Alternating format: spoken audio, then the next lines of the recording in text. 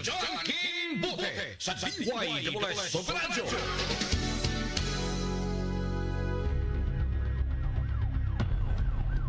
Paspas ang dagang saknaan, minunod usab ang pagitib sa mga balita. Way hunong ang mga personahe sa News and Public Affairs Department sa paghagpat sa mga balita ikan sa pagkaumol nini ngadto na sa labing uwahing kalambuan sa balita o paghatod ini kaninyo pinaagi sa Double S News Roundup. Double S News Roundup ang hiniusap paghatod sa balita karon o kalambuan nini dinhi sa Double S News Roundup.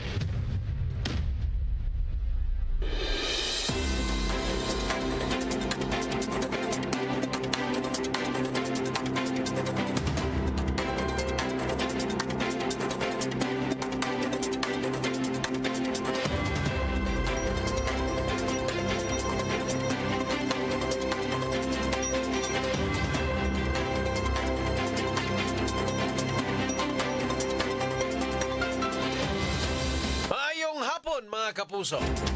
Sa mga lugar nga mabot na itong Sibia, o sabisa na sa mga partes Pilipinas. Welcome diri sa lang edisyon ng atong tulumanon, inyong tulumanon mga kapuso, ang Double S News Roundup.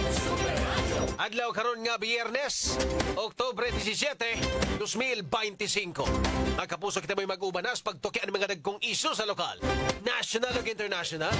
Super Radio, Super Radio, Super Radio.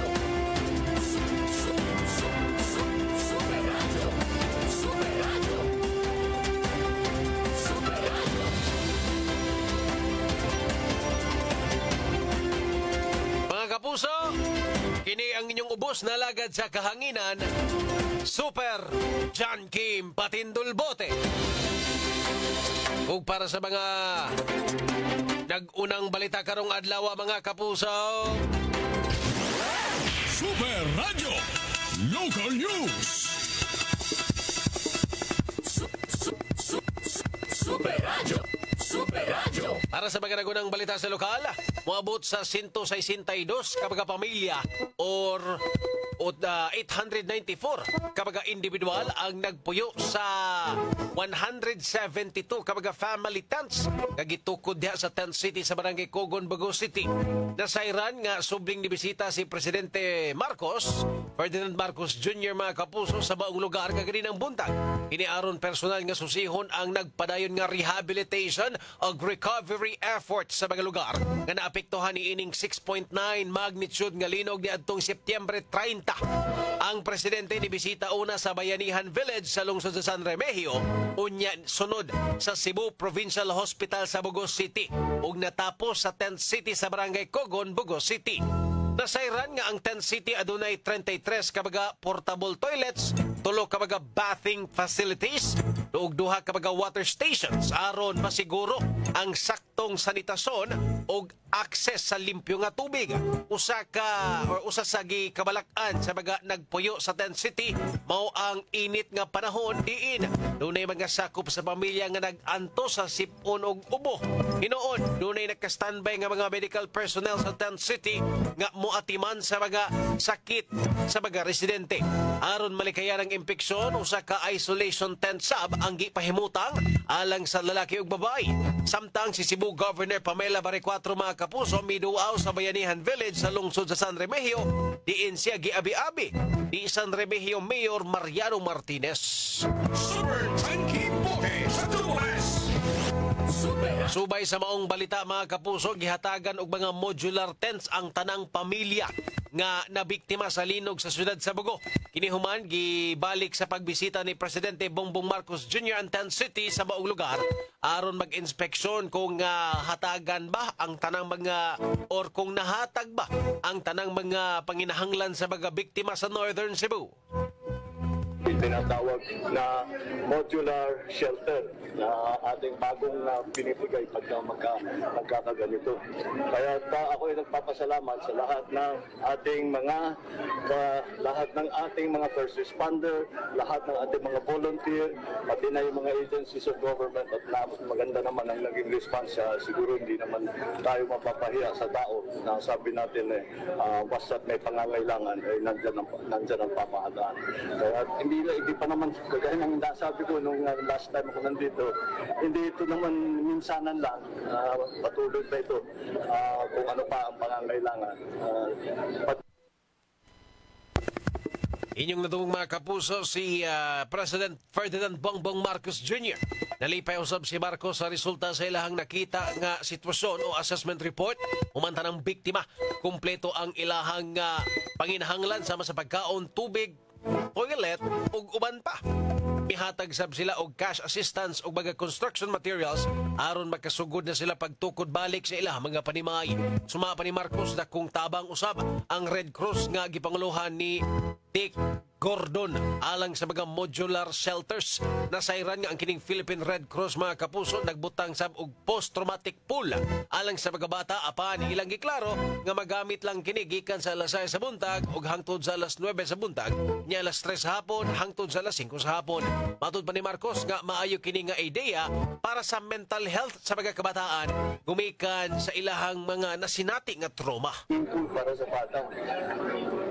Parang maliit lang na bagay, pero hindi. Dahil ang mga bata, kahit pa paano, talagang yanig ang isip nila. Dahil sa lindol, tapos nawalan ng bahay, tapos lumipat dito.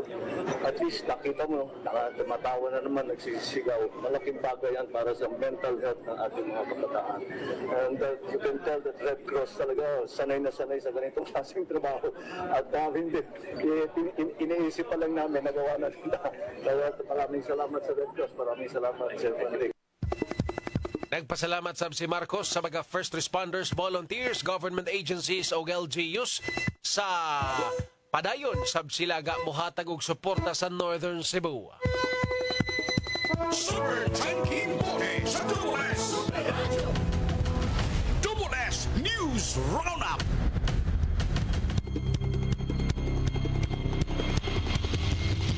Okay mga kapuso, arita suba na ito magahisgotanan diri sa ito ang tulumanon sa Double S News Roundup. Super Radio. Super Radio. Super Radio. Okay.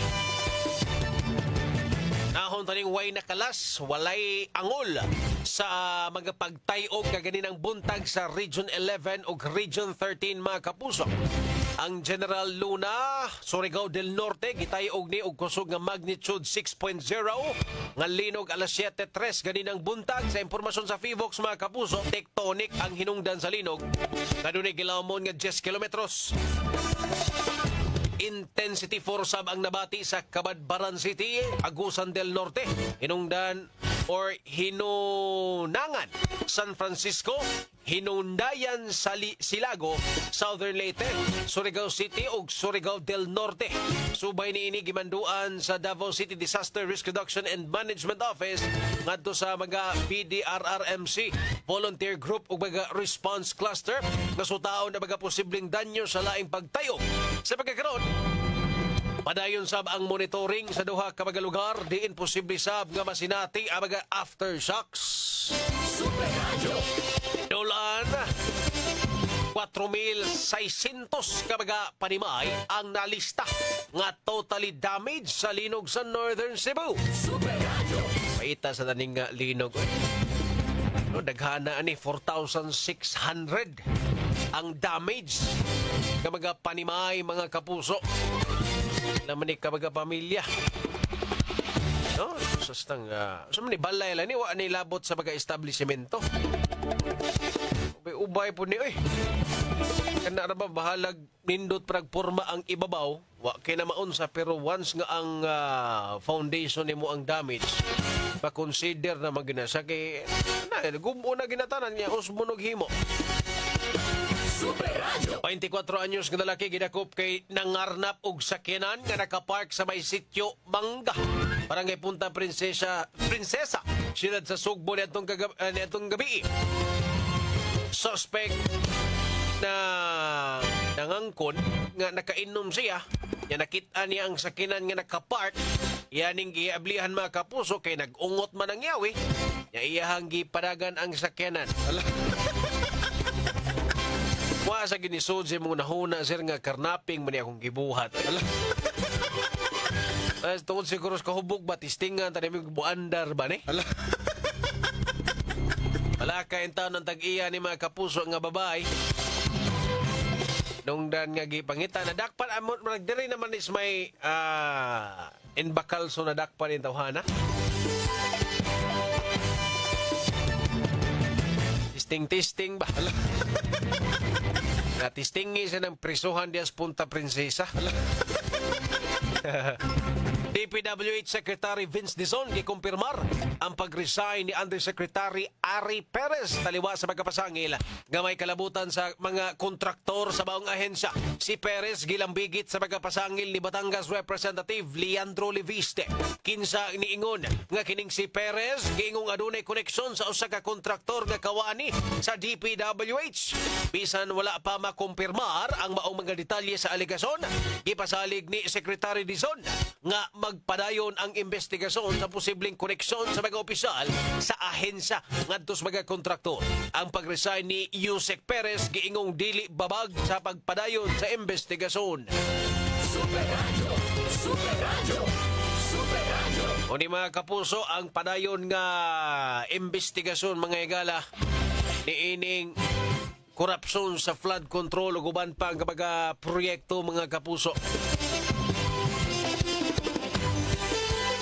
Kunya ang nag-imbestigar, ang main nga ahensya nga nag-imbestigar, ang ICI mga kapuso.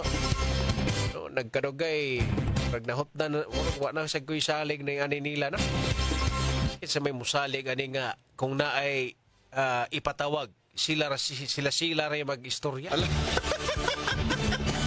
O gipatawag na kas ICI, closed door, wailaing makadungog. Ari, kamo rin magsabot-sabot. Na naman to'y nireact nga mga congressman mga kapuso sa ilahang style ba? Noong nga kadang ipatawag si so-and-so. Nya, if muadto sa ICI, close door, wala ang makadungog, sila-sila ra. Yung saan na naman pagkaibaw nga, sakto na inyo ang investigasyon diha. Kinahanglan man po na mahibawaan sa katauhan, kaya nga naman, buhis gunas tao ang involved ani. Kanang flood control, gobyerno gunang ang kwarta. Kanya kanang kwarta sa gobyerno asam nagikan sa katawan. So dapat makaibawan. Tasim sa Senado ba? Mag-imbestigar ang Senado, naka-live.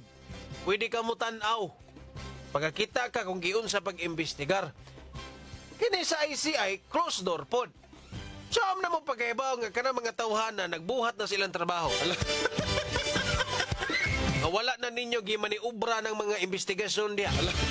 Kaya nagkadugay ra ba mga kapuso, manggawas na mga impormasyon, anay mga detalye nga magkita niya. Tanaw ni mong, nitipas lagi ni sila sa laing tao.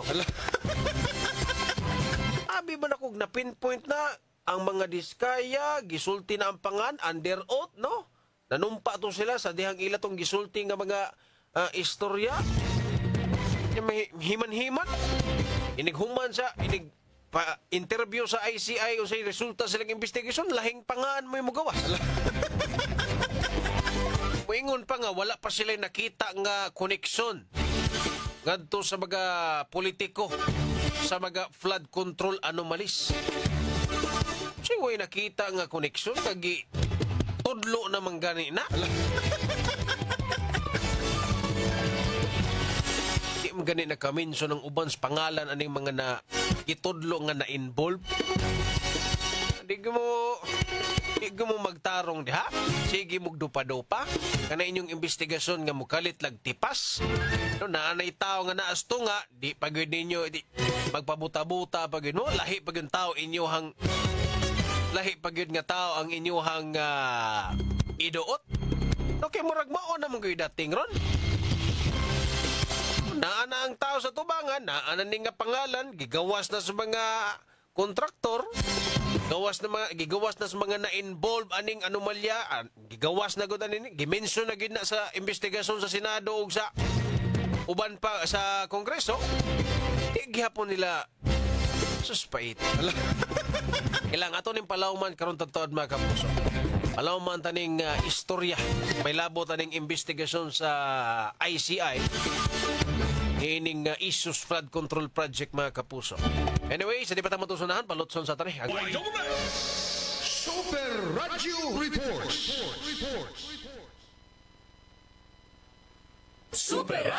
Dawat ang report mga kapuso, tulo ka mga Korean nationals nga wanted sa ilahang nasod, nadakpan. Super Decibel, pasok! Nadakpan sa niusang operasyon sa Criminal Investigation and Detection Group kung CIDG Mandawi City Field Unit, Criminal Investigation and Detection Group Regional Field Unit, Bureau of Immigration Fugitive Service Unit o NAV-4CEN ang tulo ka Korean nationals nga wanted tungod sa pagkalambigit nila sa large-scale fraud sa Pardo Hills, Barangay Pardo, Syudad sa Sugbo. Kagahapon ang mga akusado mao si nga dunay Interpol Red Notice, mao sila si alias Kim 43 anyos, alias Jung 44 anyos ug si alias Ha 44 anyos. Nakalapas matud pa ang mga Korean nationals sa Act on Aggravated Punishment of Specific Economic Crimes and the Criminal Acts sa Republic of Korea.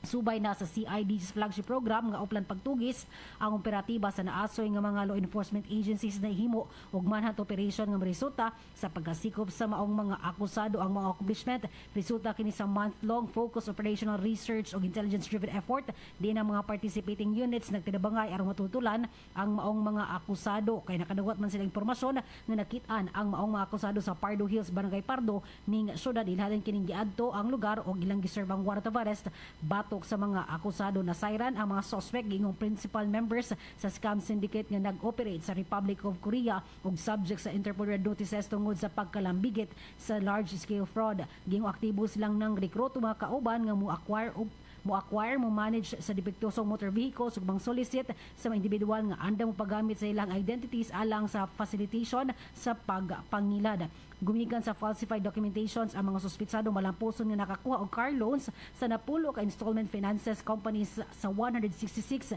separate occasions ug nakakuha og unlawful pecuniary benefit nga nagkantidad og 5.9 billion Korean won. Kini si Desmay Padilla sa GMA Super Radio DYWS, dapat totoo. Himo man ninyong taguanan ng Pilipinas.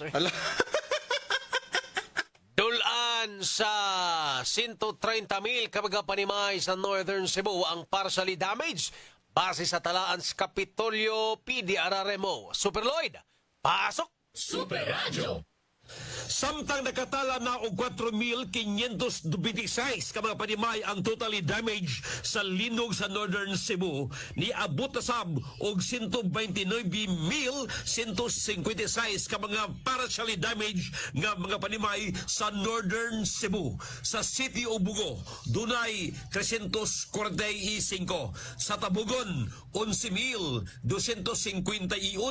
sa Sugod 1,838, Bantayan niabot og 21,797, sa San Remigio 19,436 ka mga partially damaged, sa Bourbon niabot og 10,352,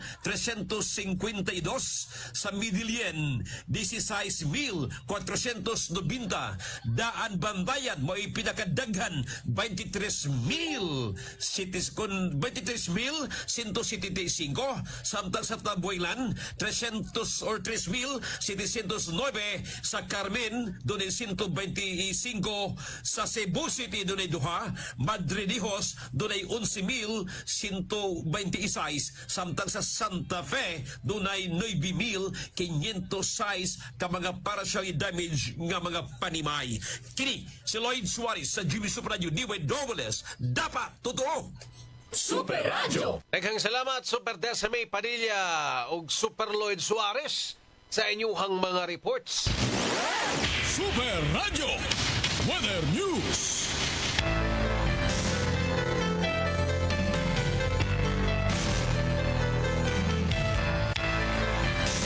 Mga kapuso, alang sa update sa dagan sa panahon na pinakarong weekend, nasa ato ang linya si Ma'am Ana Dumdum sa pagkasamagtan. Ma'am Ana, maayong hapon.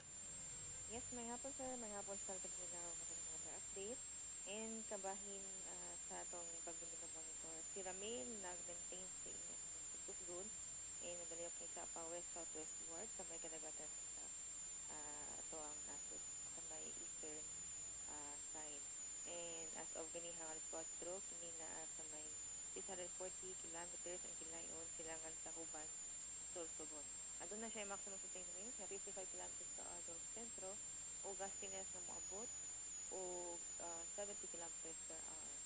And iyahang asa samtangan na atay issue nga signal number 1 sa mga probinsya dito sa Isabela, sa Quirino, sa Nueva Vizcaya, sa Aurora, sa Nueva Ecija, sa Bulacan, sa Quezon, sa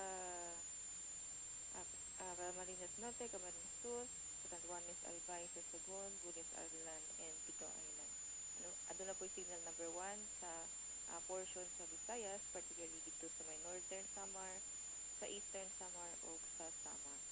And kinakita nga kini siya posibleng mo landfall sa may Catanduanes ug mga adlaw, and then pantayin sa mga lihok pa west northwestward, and mo paduol dito sa may Bicol region ugma sa gabi. And na posibilidad nga na siya southward shift ang iyahang track, mao na dahil natong pag-monitor alang sa possible update or kausaban sa kining bagyo nga atong kinamonitor.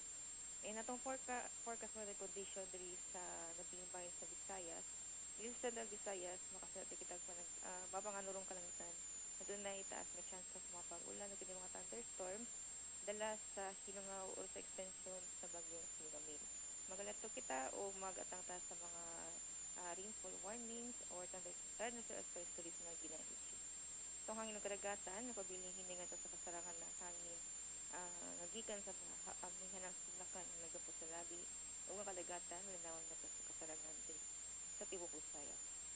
O mao katotong weather update, gikan diri sa Dios sa Pag-asa, kini si Ana Dumdum, maayong bali dagang sana. Mga kapuso, ang update sa dagan sa panahon pinagi ni Ma'am Ana Dumdum sa Pag-asa Magtaan mo ay nagtapos sa first portion ng itong tulumanon sa WS News Roundup. Sa di patamatusunan mga kapuso, palutson sa tareha. Ikas tinugdan sa mga balita hangtod sa paghatod sa balita.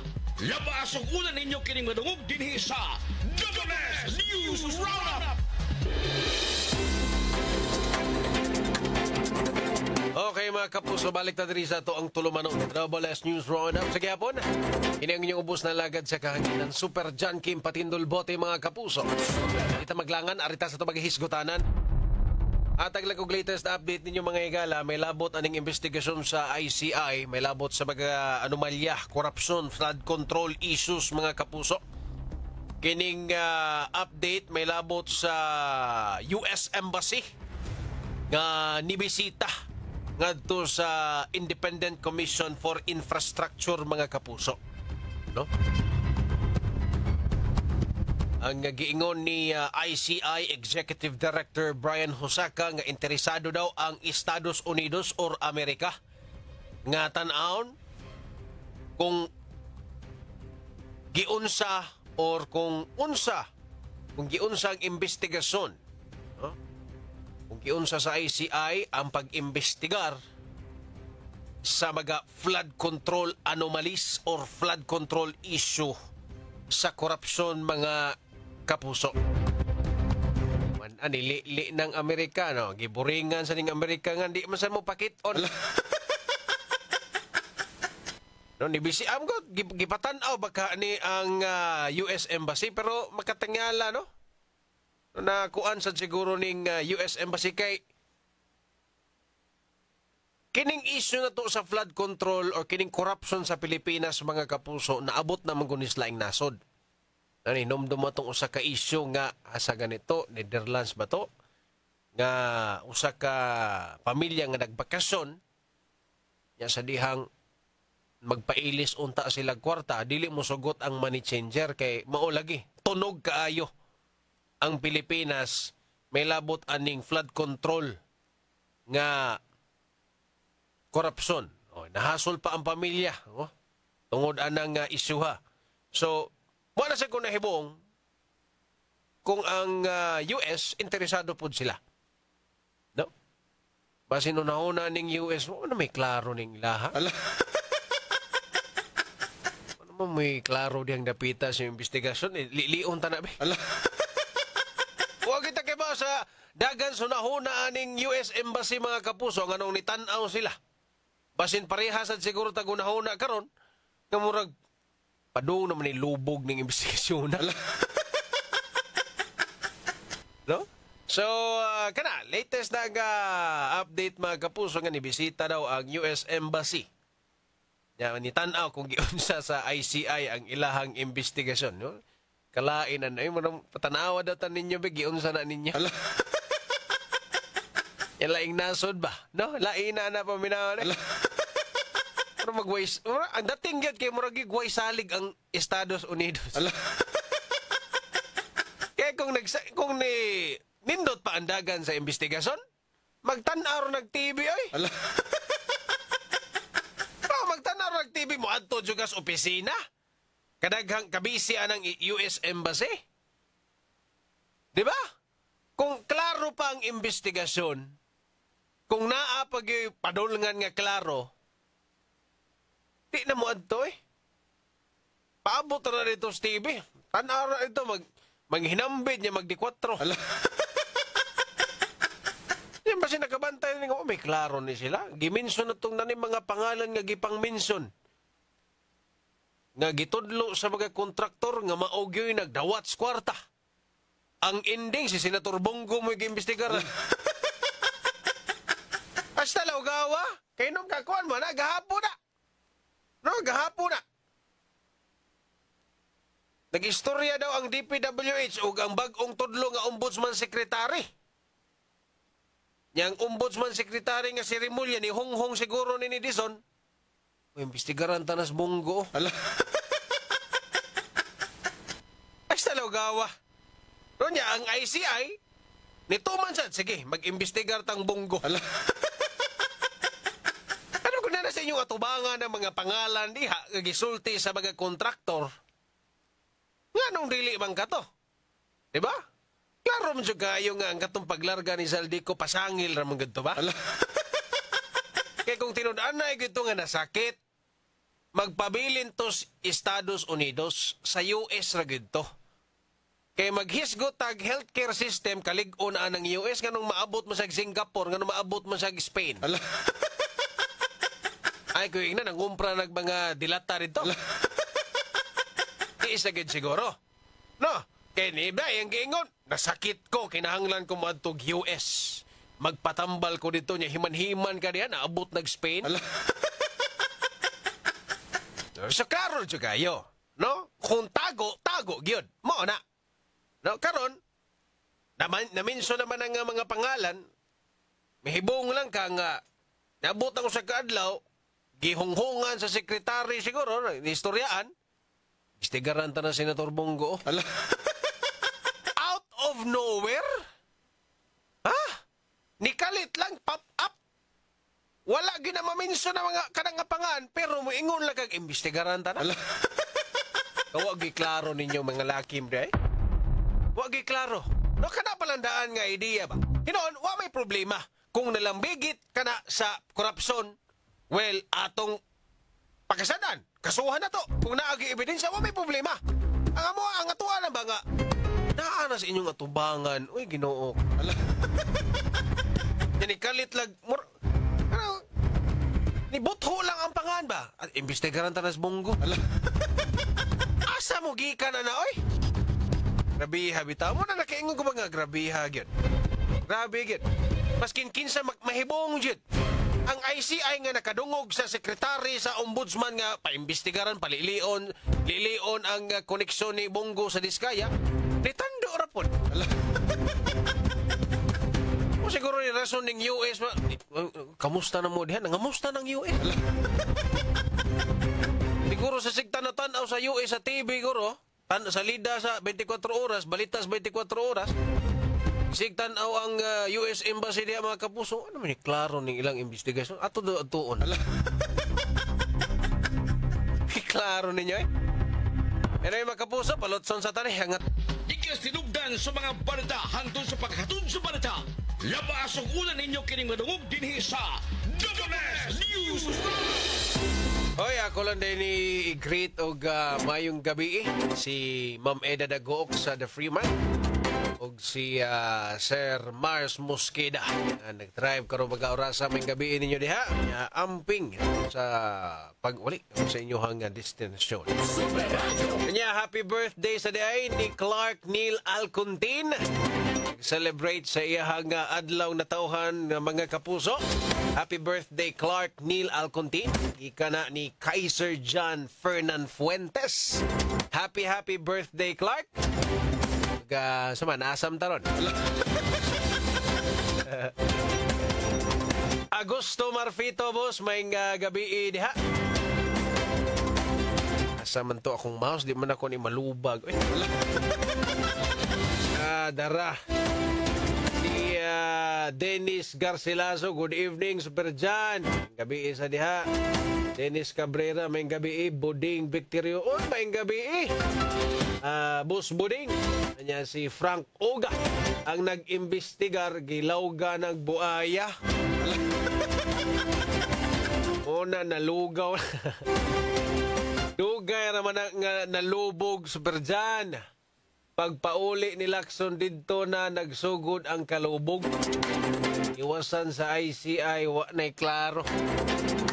Ika ng Boss Felix Alcontin. Maulagi na Boss Felix. Pero duda lagi na ko kay nakabantay sa nasanding US. Mga asa naman ipadong ilahang istorya.